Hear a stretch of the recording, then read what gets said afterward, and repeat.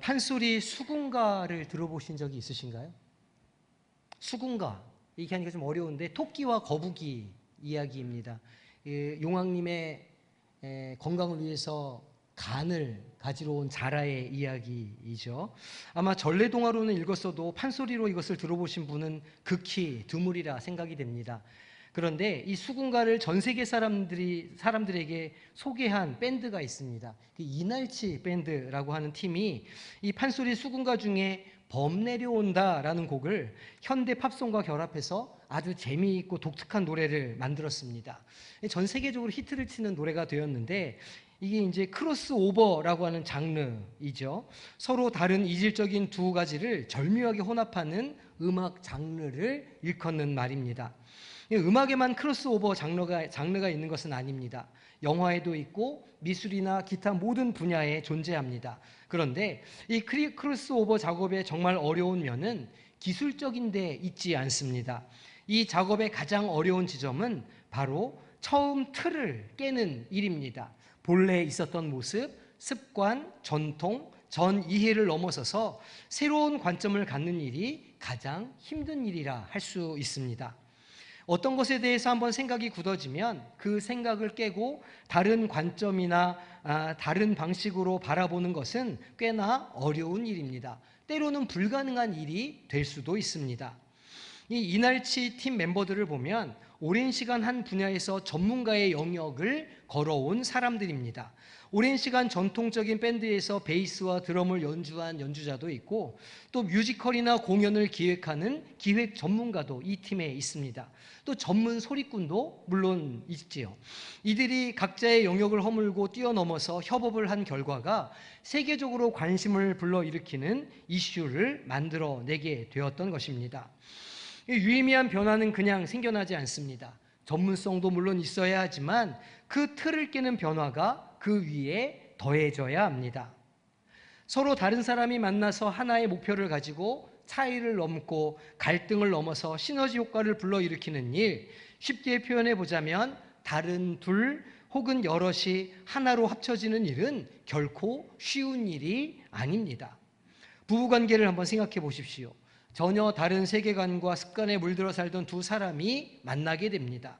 아침에 일어나서 잠들기까지 완전히 다른 생활 스타일 때문에 당황하신 적이 있으실 겁니다. 왜 그렇습니까? 서로의 문화가 다르고 환경이 다르고 관점이 다르기 때문입니다. 그리고 한번 길들여진 생각, 몸에 익은 문화는 쉽게 바뀌지 않습니다. 만일 우리가 오랜 시간 한 가정에서 문화로 전해져 오는 어떤 것을 바꾸고 고치려 한다면 엄청난 저항을 경험하게 됩니다. 한 개인의 성품도 한번 정해지면, 그러니까 버릇이 되면 쉽게 바뀌지 않죠. 그래서 우리는 사람은 변하지 않는다라고 말합니다. 가정의 문화도 당연히 쉽게 변하지 않습니다. 하물며 한 지역을 대표하는 문화는 어떻겠습니까? 그 지역의 방언이 오랜 시간 변하지 않고 남아있는 것처럼 그 지역의 문화도 쉽게 바뀌지 않습니다. 전통은 그래서 힘이 있고 권세가 있죠. 종교는 어떻습니까? 종교야말로 신념의 총합입니다. 한번 어떤 종교적 문화나 관습이 정해지면 그것을 뛰어넘고 때로는 허물고 새로운 길로 나아가는 것은 결코 쉽게 이루어지지 않습니다. 지난주 살펴본 7장 초반부의 내용처럼 장로들의 전통에 대한 주님의 가르침을 우리가 기억할 것입니다. 오랜 시간 그 전통은 진리로 받아들여졌고 누구도 함부로 그것에 대해서 말할 수 없었습니다. 도리어 그 세계관과 관습에 젖어서 그것이 가지고 있는 문제점도 채 깨닫지 못했습니다. 그래서 주님께서는 하나님의 계명은 버리고 사람의 전통을 지킨다고 비판하셨던 것이죠. 다른 말로 하자면 그 율법이 가지고 있는 핵심 내용은 다 잃어버린 채 그 율법을 흉내만 내고 있다고 하는 비판의 말씀을 하셨습니다. 이 정결법은 사실은 토라에서 중요하게 다루고 있는 아주 비중 있는 율법입니다. 하나님은 당신의 백성들을 향해서 이렇게 말씀하셨습니다. 내가 거룩하니 너희도 거룩하라 라는 말씀입니다. 레위기 11장에서 여호와 하나님께서는 선민 이스라엘을 향해서 구별된 삶을 살아야 한다고 말씀을 하셨습니다. 거룩하다라는 말은 구별된다는 뜻입니다. 당시 근동의 문화와 구별되고 근동의 세계관과 구별되고 생명을 향한, 이웃을 향한 시선을 구별하라 말씀하셨습니다.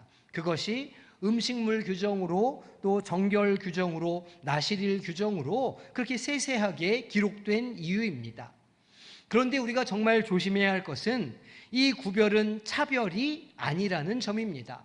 거룩함은 타인을 차별하며 획득할 수 있는 것이 아니라 하나님의 말씀을 잘 이해하고 그 뜻을 헤아리는 데에서 얻을 수 있는 것입니다.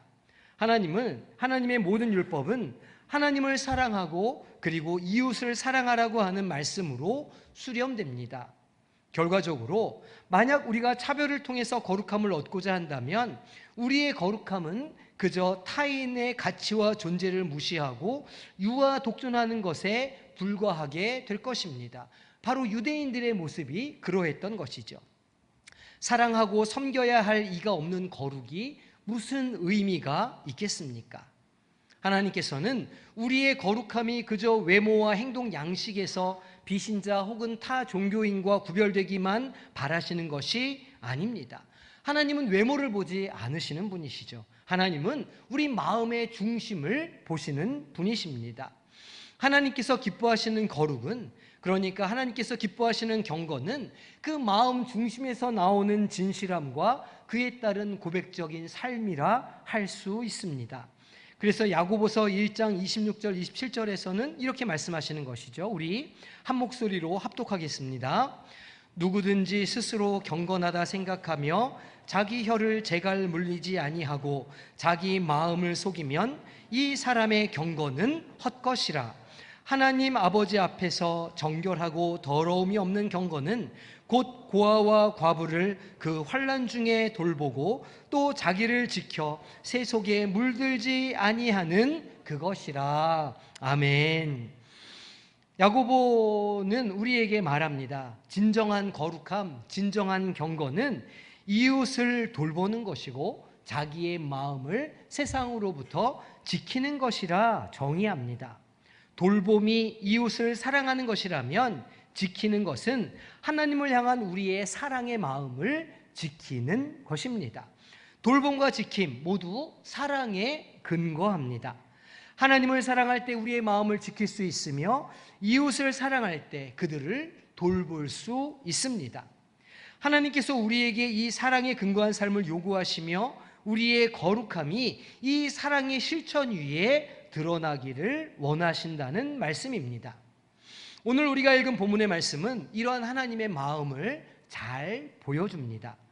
예루살렘에서 온 사람들, 그러니까 산헤드린 공회에서 온 이들의 편견과 전통을 질타하신 주님께서는 이제 그곳을 떠나서 두로 지방으로 가셨습니다. 오늘 말씀은 예수님께서 갈릴리 지방을 떠나 두로로 가셨다는 말씀으로 시작되는데 평행 본문인 마태복음 15장을 보면 두로와 시돈으로 가셨다고 기록합니다. 이 두로와 시돈은 갈릴리를 벗어나서 북서쪽으로 지중해 연안에 있는 도시입니다. 지금으로 따지면 이 하이파 북쪽으로 30여 킬로미터 올라가면 두로가 나오고 조금 더 올라가면 시돈을 만나게 됩니다. 지금은 레바논의 영토이죠. 그 지역을 성경은 수리야 베니게 지역이라고 일컫습니다. 오늘 말씀에 등장하는 수로보니게라고 하는 용어는 수리야와 베니게를 합친 말입니다. 그곳에 한 여인이 있었습니다. 수로보니게 여인이라고 불리는 여인이죠. 마가는 그 여인이 헬라인이었다 이렇게 설명합니다. 그러니까 이방 지역에 사는 헬라 여인입니다. 이방 지역에 사는 유대인들과도 갈등이 있을 정도로 유대교는 굉장히 배타적인 종교였습니다. 그런데 이 이방 땅 수로보니아에서 헬라 여인을 만나시고 다시 주님께서 갈릴리로 향하셨기 때문에 주님께서 굳이 그곳을 찾아가신 이유는 이 여인을 만나기 위함이라 우리가 생각해 볼 수 있습니다. 이 바울의 서신서와 사도행전을 보면 초대교회 지도자들 사이에 이 유대인과 이방인에 대한 구별과 처우를 어떻게 할 것인지 굉장한 논란이 있었다는 것을 우리는 알 수 있습니다. 이것은 초대교회를 혼란에 빠뜨릴 만큼 아주 중요한 문제이기도 했습니다. 이러한 상황 속에서 마가는 주님의 행적을 기록하면서 이 차별의 문제를 심도 있게 다룹니다. 오늘 7장에 나오는 이 수로보니게 여인과 에바다의 이야기가 그 의미를 우리에게 잘 전해주고 있죠. 그런데 24절 하반절에 독특한 주님의 모습을 볼 수 있습니다. 한 집에 들어가 아무도 모르게 하시려 하나라는 말씀입니다. 이 본문을 살펴볼 때 주님께서는 잠시 유대인 공동체를 떠나서 사람들을 피하기 위해 그곳으로 가셨다고 생각해 볼 수 있습니다. 주님을 알아보지 못하는 곳에서 잠시 쉼을 가지려 하셨다는 것이죠. 하지만 주님의 이러한 모습은 동시에 선민의식에 가득 차 있고 구원이 자기들만의 것이라고 하는 유대인들의 모습을 드러내고자 하시는 의도도 분명히 있습니다. 이방인들에게는 감추고 선민 이스라엘만 소유할 수 있다고 하는 그 교만을 주님께서 드러내시는 것이죠. 바울은 로마서 16장 25절 26절 말씀에서 이렇게 말합니다. 나의 복음과 예수 그리스도를 전파함은 영세 전부터 감추어졌다가 이제는 나타내신 바 되었으며 라고 말합니다. 바울은 복음의 특성을 말할 때에 감추어졌다가 이제는 나타내신 바 된 것이라 이렇게 설명합니다. 이것을 우리는 신비의 계시라 이렇게 말합니다. 신비한 것이라는 뜻입니다. 왜 그렇습니까? 복음은 이미 모든 사람들에게 공개된 것이기 때문입니다. 주님께서 십자가 위에 달려 죽으셨을 때 모든 사람들은 그 십자가에 달린 예수님을 볼 수 있었다는 의미입니다. 그리고 만약 누구라도 그것을 보았던 사람이 믿기만 한다면 누구라도 그 보혈의 능력으로 구원에 이를 수 있는 하나님의 은혜가 모두에게 알려졌다는 뜻입니다. 하지만 누구나 다 볼 수 있다고 해서 모두 구원받는 것은 아닙니다. 주님께서 십자가에 달리셨지만 그 예수 그리스도를 자기의 구세주로 믿는 사람들은 극히 드물었습니다. 보아도 보지 못했고 알아도 깨닫지 못했던 것입니다. 오직 성령의 조명을 통해서만 우리는 그 신비의 말씀을, 신비의 계시를 이해할 수 있습니다. 그런 면에서 이 유대인들이 복음에 대해 가지고 있던 배타적인 태도는 근본적으로 불가능한 것입니다. 이 복음은 우리만을 위한 것이다 주장하는 그들의 말은 틀린 것이었습니다. 수로보니게 여인은 완전한 이방인이었지만 그 복음의 신비를 깨달은 사람이었으며 성령께서 역사하셔서 그 복음을 쫓아가도록 하신 여인이었다는 것입니다. 이 여인은 주님께로 나왔고 딸을 사로잡고 있던 귀신을 쫓아내 달라 요청합니다. 복음의 능력을 확신했던 것입니다. 아마도 베드로가 부정한 음식을 담아놓은 광주리의 환상을 경험하지 못했다면 고넬료의 집에 갈 생각조차 하지 못했을 것입니다. 마찬가지로 유대인들, 심지어 예수님의 제자들조차 이방인에 대한 그들의 전통적인 관점을 넘어서는 일이 쉽지 않았습니다. 이방인들에게 복음이 증거될 것이라고는 전혀 상상하지 못했던 것입니다.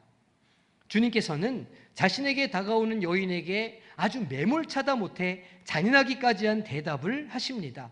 그런데 그 대답은 유대인들이 가지고 있는 전통적인 생각과 그들이 넘어서지 못하는 것이 무엇인지를 분명하게 보여주는 말씀입니다. 우리 27절 말씀 함께 한 목소리로 합독하겠습니다. 예수께서 이르시되 자녀로 먼저 배불리 먹게 할지니 자녀의 떡을 취하여 개들에게 던짐이 마땅치 아니하니라. 아멘. 만약 우리가 수로보니게 여인이었는데 주님께 딸을 고쳐달라고 나아갔을 때 이런 말을 들었다면 우리 중 10명 중에 9명은 마음이 상했을 것입니다. 유진 피터슨 목사는 메시지 성경에서 이 부분을 이렇게 번역합니다. 줄을 서서 차례를 기다려라. 자녀들을 먼저 먹이는 법이다. 그리고 남는 것이 있으면 개들의 차지다. 점잖게 말하면 복음과 그 은혜는 선민 이스라엘을 위한 것이지 거룩하지 않은 이방인을 위해 있는 것이 아니라는 말입니다. 조금 거칠게 표현해 보자면 개와 같은 이방인들에게 줄 은혜 따위는 없다는 말이죠. 주님은 이렇게 말씀하시면서 유대인들이 이방인들을 향해 갖는 그들의 첫 번째 편견을 잘 드러내십니다. 유대인들은 하나님의 사랑이 차별적이라고 생각했습니다. 이 복음은, 이 사랑은 유대인들만을 위한 것이다, 이렇게 생각했던 것이죠. 과연 그렇습니까? 하나님의 사랑은 편견적이고 제한적일까요? 아니면 하나님의 사랑은 열려있고 보편적이겠습니까? 하나님의 사랑은 주를 믿는 자 안에서 보편적입니다. 이 믿음 안에는 어떤 차별도 존재할 수 없습니다. 내가 복음을 부끄러워하지 아니하노니 이 복음은 모든 믿는 자에게 구원을 주시는 하나님의 능력이 됨이라. 먼저는 유대인에게요 그리고 헬라인에게로다. 복음에는 하나님의 의가 나타나서 믿음으로 믿음에 이르게 하나니 기록된 바 오직 의인은 믿음으로 말미암아 살리라 함과 같으니라. 아멘. 복음은 모든 믿는 자에게 구원을 주시는 하나님의 능력이라 성경은 증언합니다. 만약 이 복음이 차별적이라면 하나님의 능력이 온전치 못한 것이 될 것입니다. 주님의 십자가가 그 보혈의 능력이 반쪽짜리에 불과한 것으로 전락할 것입니다. 결코 복음은 그렇지 않습니다. 의인은 믿음으로 말미암음이며 헬라인이든 유대인이든 예루살렘 사람이든 두로와 시돈 사람이든 믿음을 가진 모든 사람은 하나님 앞에서 의롭다함을 얻게 되는 줄로 믿으시기를 바랍니다.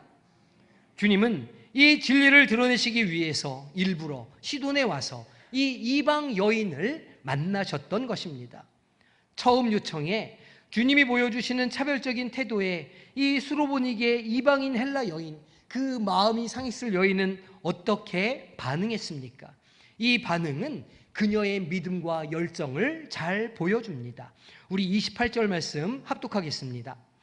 여자가 대답하여 이르되 주여 올소이다마는 상 아래 개들도 먹던 부스러기를 먹나이다. 아멘. 여인은 부스러기라도 괜찮다 말합니다. 주인이 다 먹고 아들들이 먹고 남은 그 부스러기라도 내가 먹겠습니다 라고 말합니다. 분명히 이 복음에 대한 이해가 있었던 것이죠. 복음은 모두를 위한 것이다. 단지 유대인뿐만 아니라 주님을 찾는 모든 이들의 것이다. 비록 그것이 부스러기일지라도. 주님은 이 여인의 반응에 대해서 이 말을 하였으니 라고 대답하셨는데 이 성경 본문을 보니까 투톤 로고스라고 기록합니다. 의역을 좀 해보자면 내가 이 진리를 알았으니 라고 하는 뜻입니다. 이 여인이 깨달은 진리가 무엇입니까? 이방인일지라도 헬라 여인일지라도 죄를 지은 사람일지라도 하나님의 은혜와 전혀 상관이 없는 삶을 살았을지라도 아주 약간의 믿음만 있다면 복음의 능력이 그 삶 가운데 나타날 것이라고 하는 믿음이었습니다.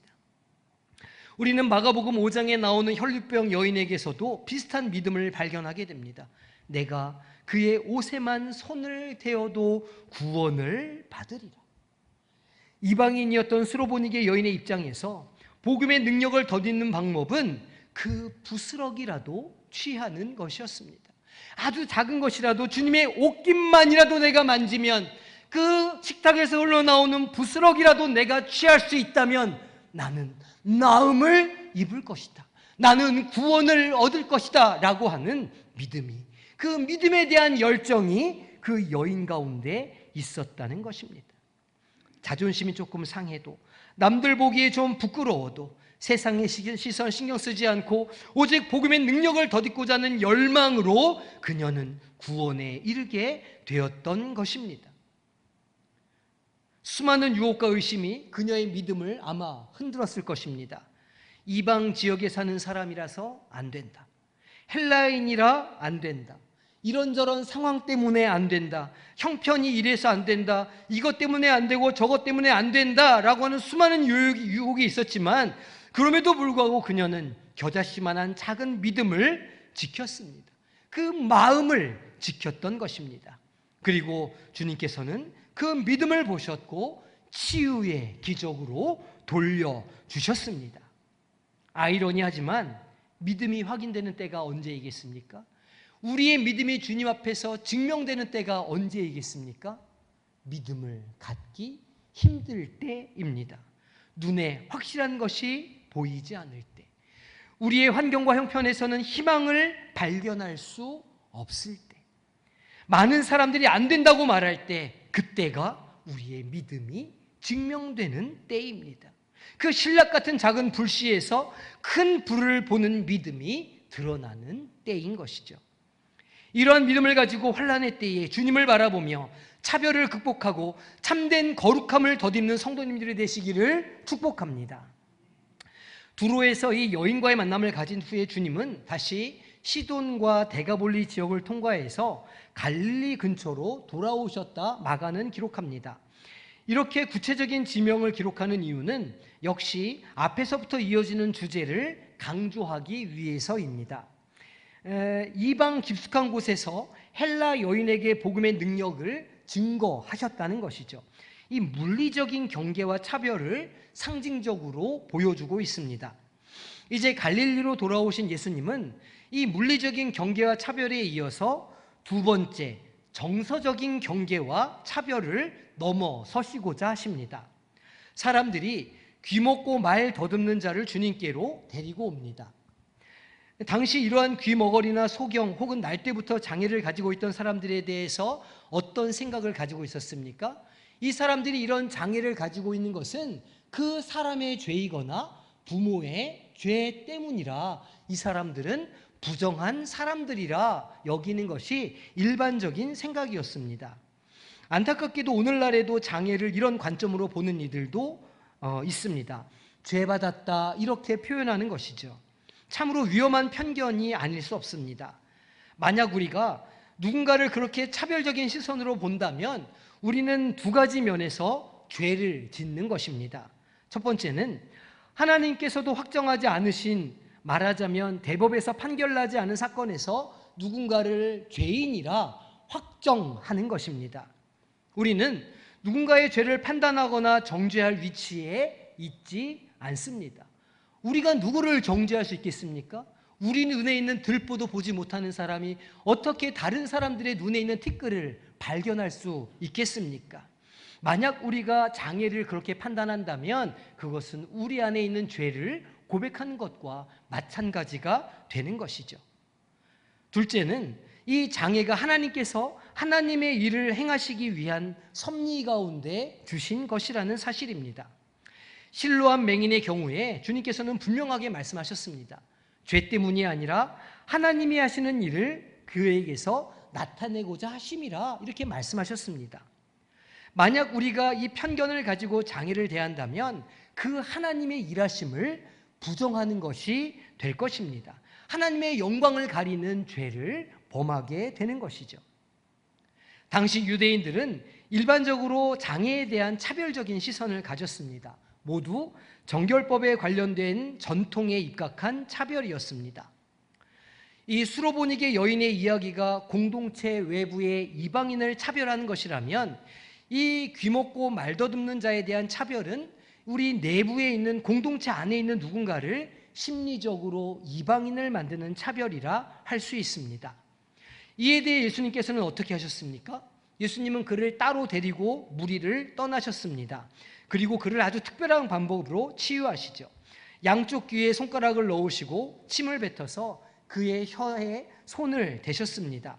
그의 귀와 혀를 친히 만지셔서 치유를 행하셨던 것입니다. 정결법의 핵심이 무엇입니까? 부정한 것을 만지지 말고 피하라는 것입니다. 그런데 주님은 지금 정반대로 행하고 계시는 겁니다. 부정한 사람을 만지시고 그를 품고 계시는 것이죠. 그리고 나서 주님은 하늘을 향해 탄식하셨습니다. 여기에서 우리는 하나님께 그 아픈 마음을 드러내시는 주님의 모습을 봅니다. 주님께서 왜 하늘을 보시며 탄식하셨습니까? 그 병자를 향한 안타까운 긍휼의 마음을 품으신 이유도 있지만, 그것보다 차별을 가지고 서로를 대하는 이스라엘 공동체에 대한 안타까운 마음이 아마도 더 크셨을 겁니다. 그리고 주님은 에바다라고 명령하시죠.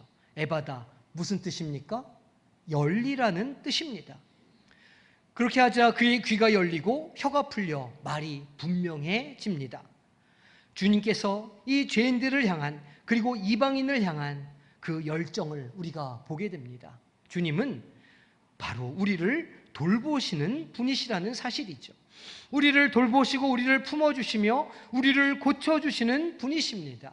유대인이든 헬라인이든 차별 없이 우리를 사랑하시는 분이 예수님이시라는 것이죠. 그리고 그 마음을 우리가 배우기를 원하십니다.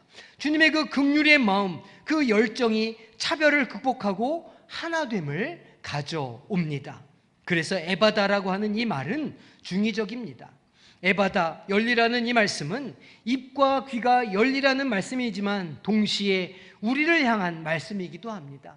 관습을 넘어서서, 차별을 넘어서서 너와 나를 가르는 담을 헐어버리고 닫힌 마음을 열기를 원하시는 마음인 것이죠. 에바다, 우리의 차별적인 마음을 열라 말씀하십니다. 오늘 우리의 모습은 어떻습니까? 이웃을 향해, 타인을 향해 그런 편견을 혹은 차별의 시선을 갖고 계시지는 않으십니까?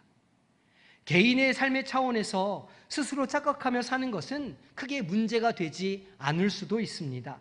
자아도취 빠져서 혼자만의 세계에 산다면 그 나름대로 의미가 있을지도 모르겠습니다. 하지만 공동체의 차원에서, 사회적인 삶의 차원에서 이러한 차별적인 시선을 뛰어넘지 못하고 계속해서 경계선을 긋고 판단을 하고 나와 너를 구분한다면 결코 우리는 하나님께서 명령하시는 정결함에 이르지 못하게 될 것입니다. 하나님의 거룩하심을 한 터럭도 닮아가지 못하게 될 것입니다. 왜 그렇습니까? 그 사랑을 배우지 못했기 때문입니다. 어떻게 해야 합니까? 하나님의 사랑을 닮아가야 합니다. 그리고 그 주님의 긍휼의 마음을 배워야 하는 것이죠. 그리고 주님께서 하셨던 것처럼 우리도 차별의 시선을 넘어서는 것입니다. 그럴 때 우리는 진정으로 하나 되는 공동체를 만들 수 있고 우리가 속해 있는 사회 공동체 안에서 더 나은 사회를 위해서 한 걸음 더 달려갈 수 있는 것이죠. 쉬운 일이 아닙니다. 성령께서 우리 안에 역사하시고 말씀해 주실 때 우리는 우리의 모습을 보게 될 것이고 그 신비의 계시를 깨닫는 역사가 있게 될 것이기 때문입니다. 저는 개인적으로 합창을 참 좋아합니다. 듣는 것도 좋아하지만 하는 걸 더 좋아하죠. 신대원 다닐 때에는 신대원 중창단 단장을 하기도 했습니다. 이 합창을 미술의 장르로 표현해 보자면 아마도 모자이크와 비슷하다 말할 수 있을 것입니다. 전혀 다른 목소리가, 전혀 다른 톤을 가진 사람들이 함께 모여서 자기의 목소리를 절제하고 다른 사람들의 소리를 들으며 자신의 소리를 살짝 화음에 맞추어 내기 시작하면 그 여러 다른 모양의 소리들이 훌륭한 하모니를 만들어 내게 됩니다. 그 목소리가 합쳐지는 데에는 빈부귀천의 차이가 있을 수 없죠. 공동체 안에 모든 사람들이 그 화음을 위해 자신을 절제하고 작은 소리에 귀 기울일 때 비로소 아름다운 찬양이 완성되는 것입니다. 정확하게 교회 공동체의 모습이 그래야 되지 않겠습니까? 사람들의 소리를 듣고 그 사람들의 이야기를 이해하고 나의 소리와 어울릴 수 있게 하는 것, 그래서 하나의 아름다운 합창이 되도록 하는 것, 그것이야말로 우리 가정이, 교회가 하나가 되는 길임을 우리는 오늘 배울 수 있는 것이죠. 제가 처음에 범 내려온다 이 판소리에 대해서 말씀을 드렸습니다. 잘 생각해 보면 이 토끼와 거북이 이야기에 호랑이가 갑자기 등장하는 게 조금 이상한 일이기도 합니다. 용왕님한테 토끼간을 가져다 주려고 자라가 토끼를 찾아간 이야기인데 난데없이 호랑이가 등장하기 때문이죠. 왜 그랬을까요? 이 수궁에 있던 화가가 토끼 몽타주를 한 장 그려준 겁니다. 토끼가 이렇게 생겼으니까 올라가면 이 토끼를 찾아서 간을 달라고 해라, 이런 지침을 받은 겁니다. 그래서 토끼 사진 한 장 들고 육지로 올라온 자라가 이 털짐승을 보면 다 토끼인 줄 알았던 겁니다. 그래서 그 털짐승들을 만날 때마다 호생원입니까? 이렇게 물어본 것이죠. 그런데 그렇게 많은 이 털짐승들을 만나다가 그만 자라가 지친 겁니다. 온몸에 진이 다 빠지게 된 것이죠. 그래서 너무너무 힘이 들어서 혼자서 그렇게 고생하고 있는데 마지막 털짐승을 만났습니다. 그게 누구였을까요? 호랑이를 만난 겁니다. 그리고 호랑이한테 또 뭐라고 물어봤을까요? 토생원이요, 이렇게 물어봤어야 되는데 그만 몸에 힘이 빠져가지고 아래 턱이 떨어진 겁니다. 그래서 토생원이요 이렇게 물어봤어야 되는데 호생원이요 이렇게 물어보게 된 겁니다. 호랑이가 너무 좋았던 거죠. 자기를 생원이라고 불러주는 사람이 아무도 없었는데 자기를 생원이라고 불러주니까 신이 나서 내려왔고 오해였다는 걸 알게 돼서 화가 나서 자라를 잡아먹으려고 하게 됐다는 이야기입니다. 얼마나 혼자서 힘들었으면 토생원을 못해서 호생원이라 말했겠습니까? 아마도 우리 가운데 인생의 그 무게에 지쳐서 잘못 말하고 어려움을 당한 지체들이 분명히 있을 겁니다. 우리가 그들을 바라보며 위로하고 하나님의 사랑으로 품어야 하지 않겠습니까? 그래서 우리의 가정을, 우리의 교회를, 또 우리가 속해 있는 지역 사회를 하나님의 사랑으로 채워가는 그 사명을 감당해야 할 줄로 믿습니다. 우리 안에 주님께서 주신 사랑을 먼저 깨닫고 그 사랑을 가지고 차별을 넘어서서 하나님의 사랑을 증거하는 우리 모든 성도님들이 되시기를 주님의 이름으로 축원합니다. 이 시간 함께 찬양하며 우리 기도의 자리로 나아가겠습니다. 우리 주 안에 우린 하나, 이 찬양 부르신 후에 하나님, 우리가 하나 되게 하여 주시고 차별을 넘어서서 하나님의 사랑을 증거하는 삶을 살게 하여 주시옵소서. 함께 찬양하며 나아가겠습니다. 주 안에 우리가 모습은 달라도 예수님 한 분만 나라. 사랑과 선행으로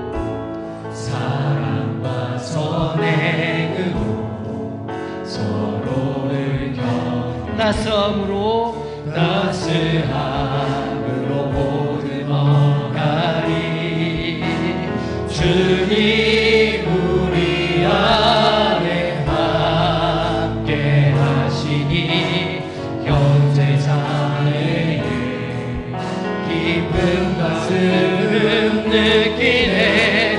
내 안에 있는 주님 모습 보네. 주님 기뻐하시네.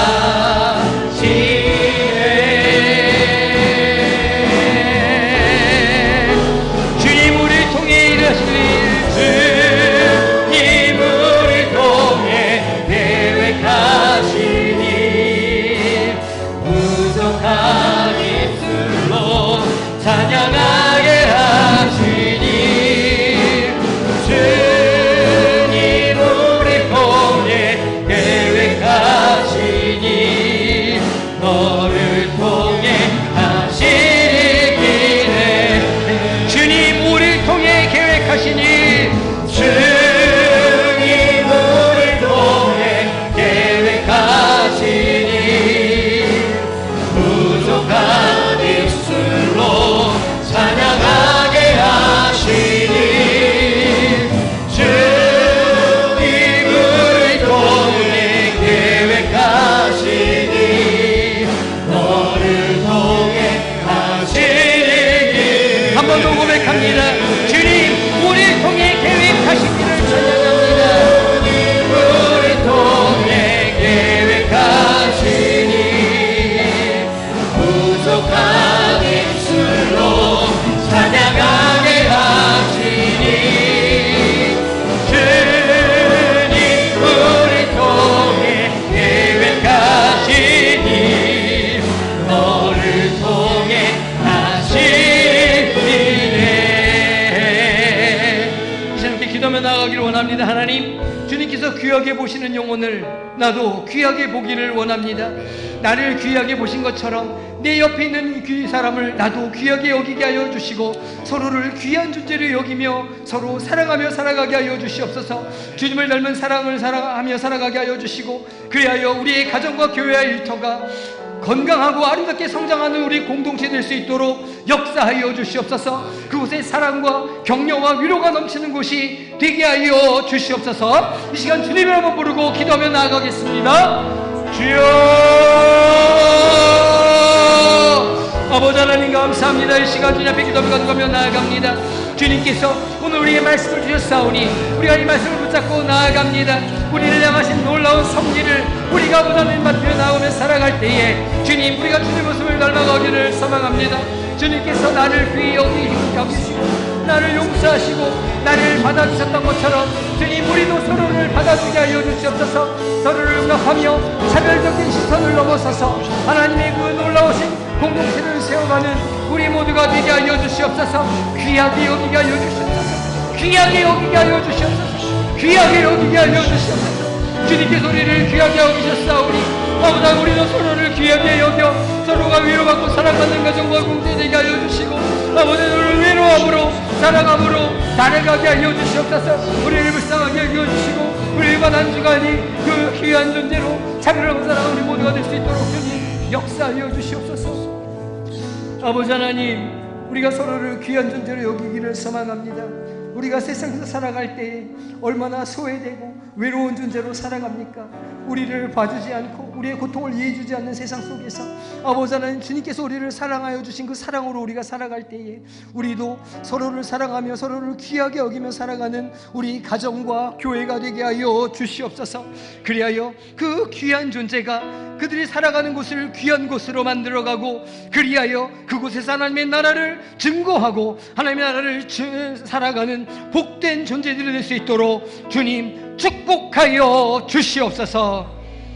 지금은 우리를 사랑하신 우리 아버지 하나님의 사랑하심과 우리 예수 그리스도 그 귀한 존재로 만들어주시는 주님의 우리를 구원하시는 은혜와 성령 하나님의 깨닫게 하시고 알게 하시고 우리를 귀한 존재로 살아가게 하시는 그 역사를 보여주시는 성령님의 일하심이 오늘 삶의 그 자리에서 귀한 존재로 살아가며 차별을 넘어서서 하나님의 나라를 세워가기로 결단하는 이 자리의 머릿속에 모든 주의 자녀들 머리 위에 영원토록 함께 하시기를 간절히 축원하옵나이다. 아멘.